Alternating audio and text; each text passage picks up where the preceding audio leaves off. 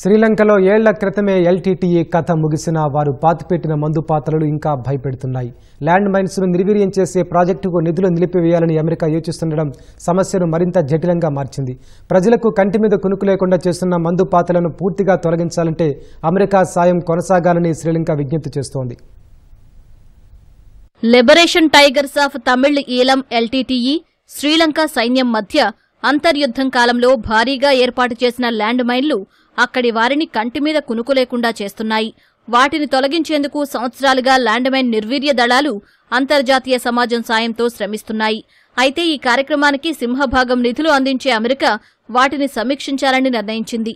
ఈ నిర్ణయం ల్యాండ్ మైన్ల తొలగింపునకు ముప్పుగా మారనుందని బాంబు నిర్వీర్య దళ సిబ్బంది తెలిపారు.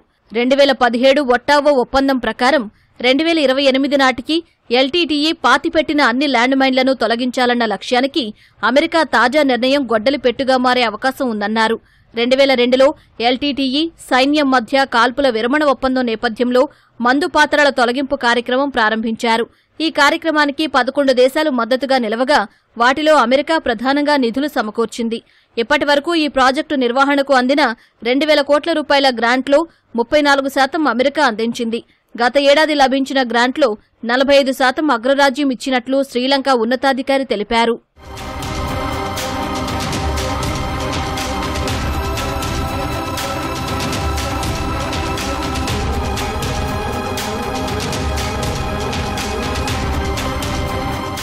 తొలి దశగా 254 చదరపు కిలోమీటర్ల విస్తీర్ణంలో ఎల్టీటీఈ పాతిపెట్టిన ల్యాండ్ మైన్లను తొలగించాల్సి ఉండగా అందులో 231 చదరపు కిలోమీటర్లలోని మందుపాత్రలను నిర్వీర్యం చేసినట్లు అధికారులు తెలిపారు.